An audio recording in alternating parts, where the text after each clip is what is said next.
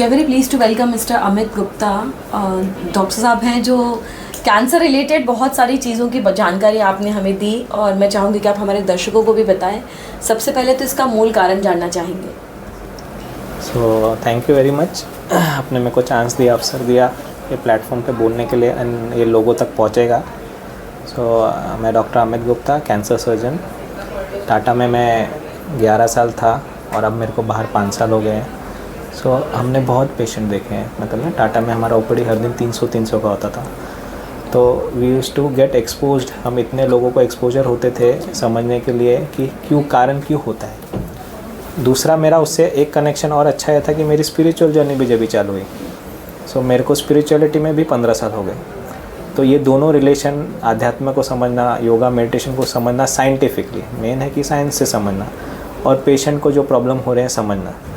अब उसमें कैच ये था कि हमने जो कैंसर पेशेंट ऑपरेट किए, जो थोड़े डिफ़िकल्ट केसेस थे वो अच्छे होके गए। जो स्ट्रेट फॉरवर्ड केसेस थे, अर्ली स्टेज था, उनको 2 साल में बीमारी वापस आया। तो जिधर हम एक्सपेक्ट नहीं कर रहे थे वो लोग जी रहे थे। उसका कारण क्या था फॉलोअप पे, मेन वो। तो दूसरा हमने वो समझा कि जो लोग थोड़े आध्यात्म से जुड़े हुए थे, योगा मेडिटेशन करते थे ना, उनकी बॉडी भी वैसी होती थी।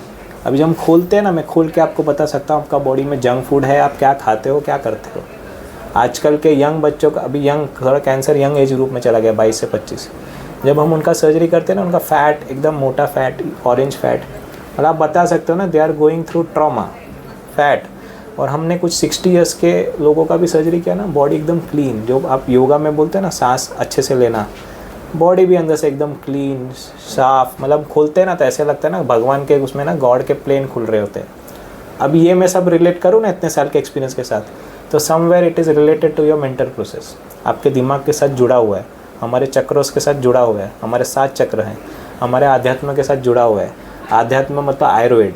आयुर्वेद हमारा एंशिएंट साइंस है जो है, बट किसको कितनी नॉलेज है। प्रॉब्लम हो गया ना, हम स्प्लिट हो गए।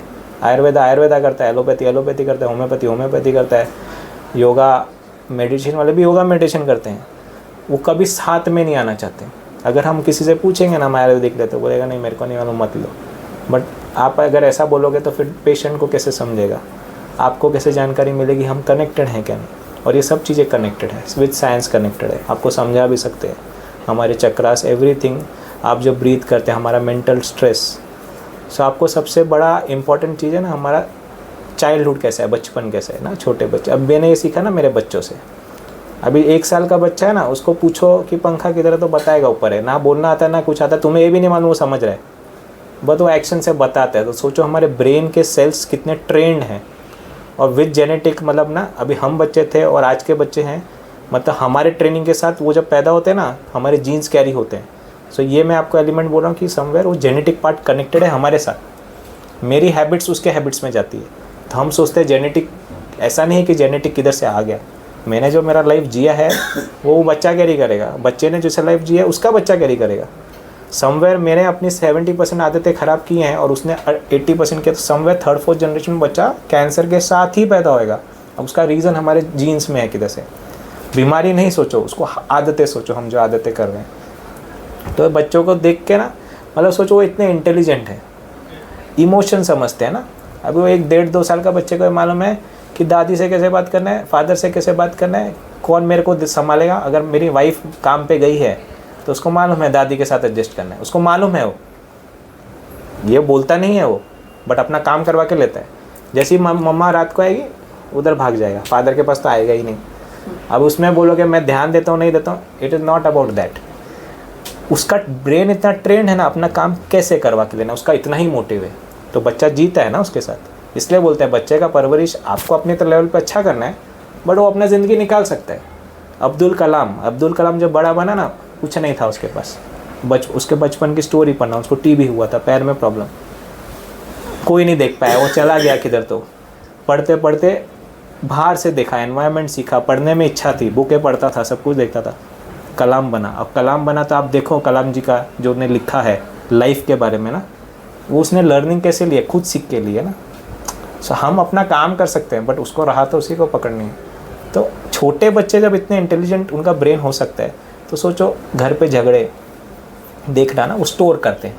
मेरा फादर मदर से कैसे बात करता है, मेरी वाइफ ग्रैंड मदर से कैसे बात करती, वो हर एनवायरनमेंट को ऑब्जर्व कर रहे हैं।